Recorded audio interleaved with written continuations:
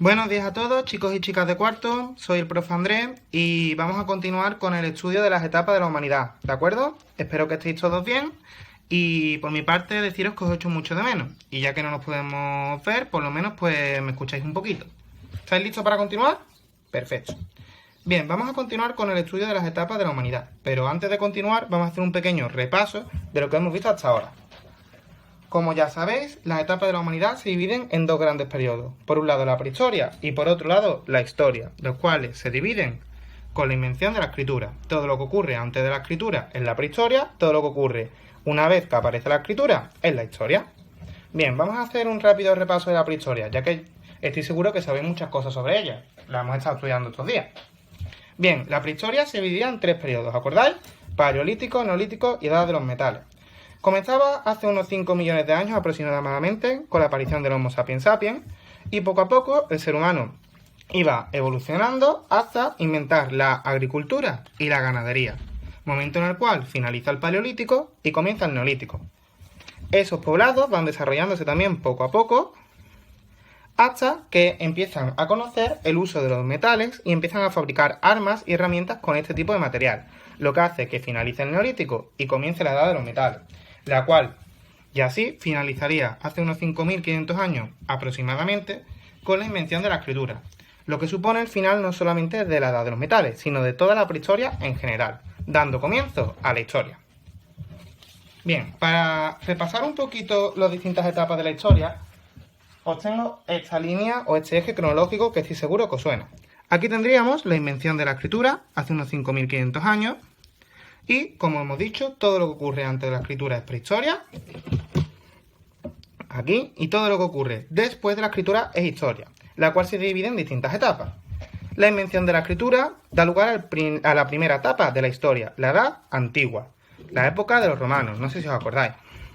Bien, esta época de los romanos termina con la caída del Imperio Romano en el año 476 después de Cristo.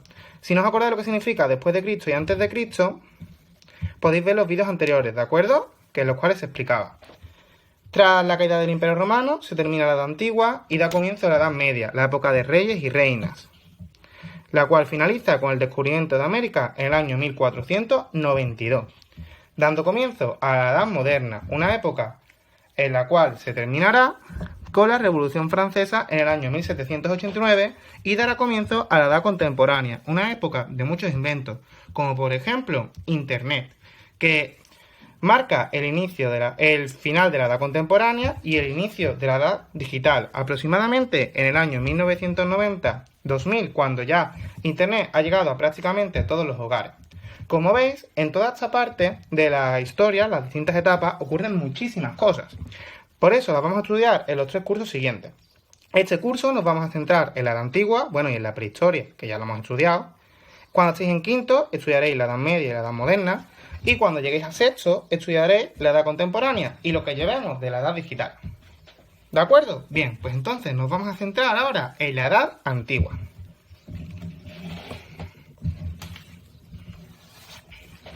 Como hemos dicho, la Edad Antigua comienza con el inicio de la escritura, es decir, cuando se inventa la escritura. Pero como estoy seguro que habréis supuesto, la escritura no se inventa a la vez en todas las partes del mundo, sino que va apareciendo en algunos sitios y poco a poco otras poblaciones van aprendiendo a escribir de estas que aprendieron al principio. Bien, aquí estamos en España. ¿Creéis que la escritura apareció por primera vez en España? No. La escritura más cercana a nosotros apareció por primera vez más o menos en esta parte, en dos imperios, dos civilizaciones que se desarrollaron mucho. Una se llamaba Egipto, de la cual yo sé que ya sabéis mucho porque la habéis estado estudiando durante esta semana, y otra Mesopotamia, que está por aquí.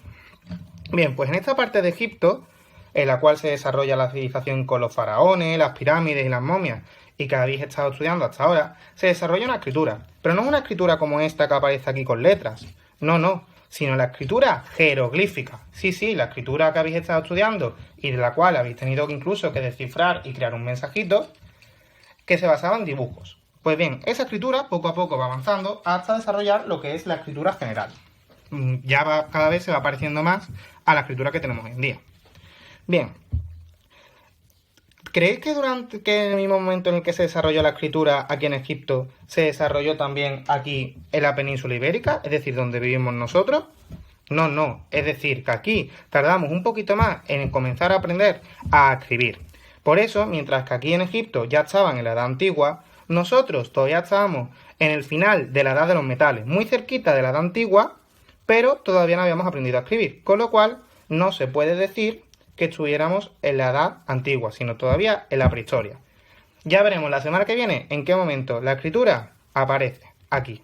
Pero eso no es la clase de hoy, sino más bien vamos a ver cómo estaba la península ibérica, es decir, nuestro país, en este momento en el que se iba terminando poco a poco la prehistoria y va comenzando la edad antigua. ¿De acuerdo? Bien.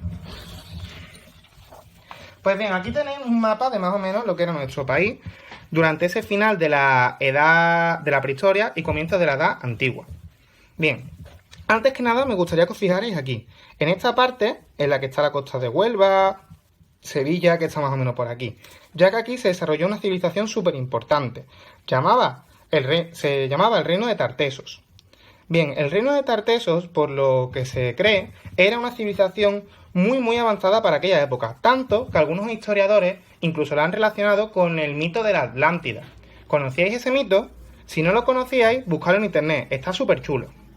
Bien, más allá del Reino de Tartesos, que estaba por aquí, nuestro país, la península ibérica, se dividía en dos grandes zonas. Por un lado, la zona de los celtas y por otro lado, la zona de los íberos. ¿Cuál era la diferencia entre estas dos zonas? ¿Que unos sabían escribir y otros no?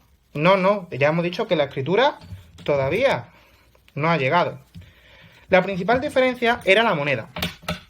Los celtas no usaban monedas, por lo tanto, tenían pocas posibilidades de comerciar con otros países, mientras que los íberos sí que utilizaban las monedas, y por eso tenían una gran cantidad de comercio, es decir, de intercambio, con otros lugares. ¿Con quiénes comerciaban? Bien, pues vamos a ir viendo a lo largo de la semana que viene cómo poco a poco van a ir llegando distintas civilizaciones, distintos pueblos, como por ejemplo los fenicios, los griegos o los cartagineses, que van a ir comerciando con los íberos, van a ir desarrollando aquí pequeñas colonias, es decir, lugares donde se quedaban cuando viajaban hasta esta zona, y como poco a poco van a ir conquistando estos territorios. Pero eso será la semana que viene. Esta semana me conformo con que sepáis diferenciar entre los celtas y los íberos, los dos grandes tipos de pobladores que había en nuestra península al finalizar la al finalizar la prehistoria y comenzar la edad antigua. Si queréis saber un poquito más sobre los celtas y los íberos, ir a la página 124 de vuestro libro y leerla. Os lo recomiendo. Bien, esto es todo por hoy. Hasta la semana que viene. Adiós.